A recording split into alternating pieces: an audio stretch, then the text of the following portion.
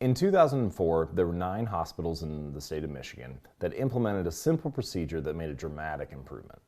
And that procedure was that they set up a checklist in their intensive care unit that reminded physicians and nurses how to implement a central line. Just 5 steps, things like wash your hands, place a sterile sheet over the entire field. And these steps had been known for years. There was nothing new about them. There was nothing inventive about them. In fact, most people would say they were boring. Why are you reminding me to wash my hands? But by simply doing this one little action, by having this checklist in every little room in the ICU, they cut the infection rate by over 60%. Within 18 months, $75 million had been saved in expenses across the 9 hospitals, and 1,500 lives were saved.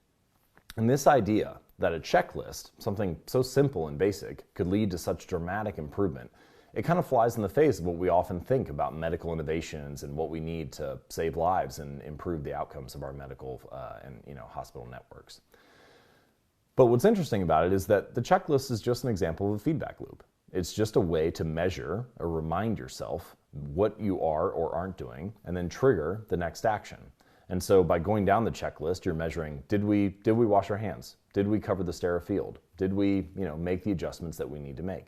So by doing that, they're reminding themselves in the moment and then informing the next action, either no, we didn't, so go ahead and wash your hands, or yes, we did, so check it off and let's move to the next number. And this is a simple example of how you can build a feedback loop into your own life. Sometimes it can just be with the checklist if you have things that you need to get done, or if you have a certain procedure that you repeat over and over again, the same way that doctors and nurses put in these central lines over and over again, then a checklist can be really useful. But another one of my favorite ways to do this is with a strategy that I call the paperclip strategy. The paperclip strategy comes from a guy named Trent Dursman, who at the time was a stockbroker, 22, 23 years old. He was a young guy, just made it out of school, and he was living in Abbotsford, Canada, and working at a bank. Now, this was in the mid-90s, so at the time Abbotsford's this small little suburb of Vancouver. It certainly wasn't known as a financial capital by any means.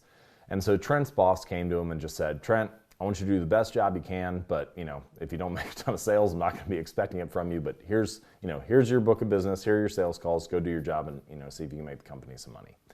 Well, what's interesting is that over the next year, Trent outperformed all of his peers, and the way that he did it was through this simple paperclip strategy.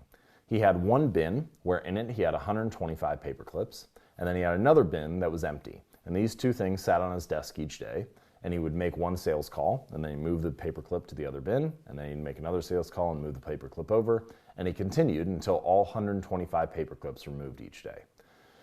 What's interesting about it is when I talked to Trent, he said, I didn't look at analyst reports. I didn't study the news or the weather. I didn't look at the trends in the stock market. I didn't try to predict what the market was going to do. I didn't even talk to my peers about what they thought good investments would be. I simply made my sales calls. And in any field of work, in any habit that we're trying to build, whether it's a sales habit or a health habit or a creativity habit, there's some core fundamental task, right? Something that is unsexy, just as unsexy as looking at a checklist in the hospital, that is essential to our progress, essential to our success. And if we can do that core fundamental thing, then we know that we're going to succeed. And that's all that Trent did. He built a system, a feedback loop, whether or not the paperclip had been moved over, to judge whether or not he was sticking to the fundamentals. And that's the action step that I would like you to take away from this video. How can you build some kind of visual cue, whether it's a checklist on a wall or a simple bin of paper clips being moved over, that measures your action, that gives you feedback on whether or not you're making progress? So often in life, we do things and we say, well, I think I wrote a lot of words today, or I think I worked out hard today, or I think I've worked out consistently over the course of a month, but we don't actually know because we haven't actually measured. We need some kind of measurement of our behavior if we're going to be self-aware and if we're going to inform the next action in an educated way.